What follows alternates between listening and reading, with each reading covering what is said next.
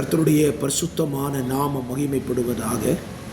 ஆசீர்வாதமான ஒரு நல்ல காலை நேரத்திலேயும் அனுதின மன்னா என்கிற வேத தியானத்தினால் உங்களை சந்திப்பதில் மிகுந்த சந்தோஷம்.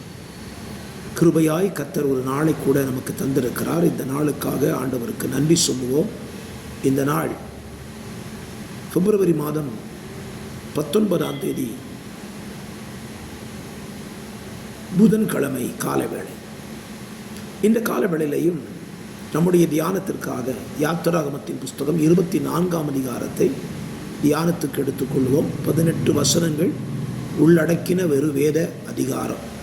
இந்த அதிகாரத்தில் தேவன் மோசையோடும் ஜனத்தின் அதிபதிகளோடு கூட பேசி தம்முடைய உடன்படிக்கைகளையும் கற்பனைகளையும் அவர்களுக்கு தெரியப்படுத்தும்படியாக பலி செலுத்தி இரத்தத்தை அவர்கள் மேல் தெளித்து அவர்களிடத்தில் தேவன் தம்முடைய கற்பனைகளை எழுதி கொடுப்பேன் என்று சொல்லி அவர்கள் சொல்லும்போது மோசே யோசுவாவும் தேவனுடைய பர்வதத்தில் ஏறி போகிற அனுபவங்களையும் இந்த அதிகாரத்தில் நாம் வாசிக்க முடியும்.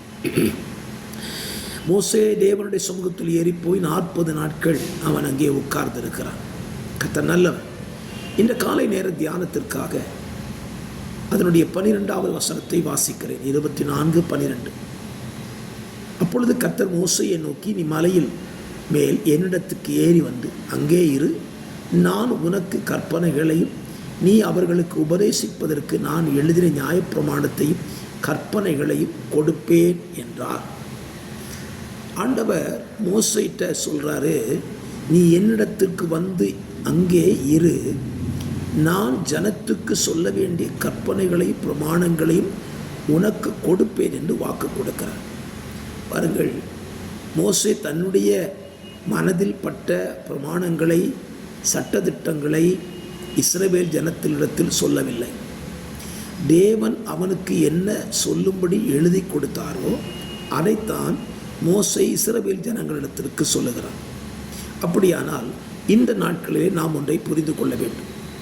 தேவன் நமக்கு ஏற்கனவே எழுதி கொடுத்திருக்கிற சட்டதிட்டங்கள் பிரமாணங்களைத்தான் நாம் வாசிக்கவும் வேண்டும். நாம் அந்த பிரமாணங்களைத்தான் கேட்க வேண்டும். தேவன் எழுதி கொடுக்காத பிரமாணங்களை நாம் தேவ ஜனத்தினிடத்திற்கு பேசவும் கூடாது. தேவ ஜனங்கள் அப்படி கேட்க விரும்பவும் கூடாது. பல நேரங்களிலே ஊழியர்களாய் ஊழியம் செய்கிறவர்கள் செய்கிற தவறு என்ன? தேவன் சொல்லாததையும் தேவன் சொன்னதாக ஜனங்களுக்கு அறிவிக்கிறார்கள். அது மிகப்பெரிய ஆபத்தை உண்டாக்கும். அப்போஸ்தலன் பவுல் சொல்லுவான், வானத்திலிருந்து ஒரு தேவதூதனே இறங்கி வந்து சொன்னாலும் நீங்கள் அவனை ஏற்றுக்கொள்ளாமல் அவனுக்கு ஸ்தோத்திரம் சொல்லக்கூடாதுன்னு சொல்கிறான். காரணம், ஏற்கனவே பிரமாணம் நமக்கு எழுதி கொடுக்கப்பட்டு விட்டது. எழுதி கொடுக்கப்பட்ட பிரமாணத்திலிருந்து ஜனங்களுக்கு சமயத்துக்கேற்ற காலங்களுக்கேற்ற சூழ்நிலைகளுக்கு ஏற்றதான வார்த்தைகளை எடுத்து சொல்ல வேண்டியது ஊழியர்களாகிய நம்மேல் விழுந்த கடமை.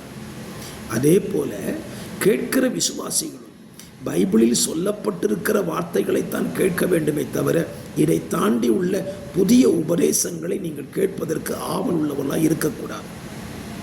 ஆண்டவர் மோசேட்டு தெளிவாக சொல்லுங்க, நான் எழுதி கொடுக்கறது தான் அவங்களுக்கு நீ சொல்லணும்னு சொல்கிறார். அப்படியானால் என்னுடைய வார்த்தையை கேட்டுக்கொண்டிருக்கிற உங்கள் வாழ்க்கையை யோசித்து பாருங்கள். வேதத்தில் சொல்லப்பட்டவைகளை ஏற்றுக்கொள்வதற்கு உங்களுக்கு மனது இருக்கிறதா? இல்லது நூதனமான உபதேசம் இன்றைக்கு தேசத்தில் ஏராளமாய் பெருகிவிட்டது, அதை கேட்பதற்கு நீங்கள் ஆவல் உள்ளவர்களாக இருக்கிறீர்களா? நூதனமான உபதேசம் தேவனையும் தேவனுடைய ஐக்கியத்தையும் விட்டு நம்மை பிரித்துவிடும்.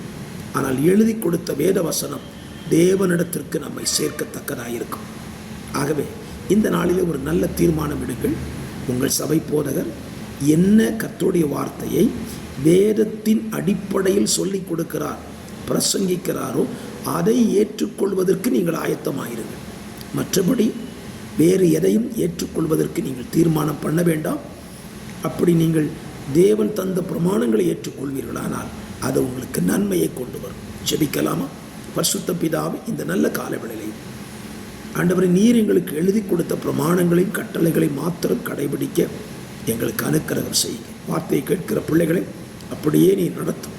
இயேசு இரட்சகர் நாமத்தில் தாழ்மையோடு ஜெபிக்கிறேன். ஜெபம் கேளும் நல்ல பிதாவே. ஆமென், ஆமென்.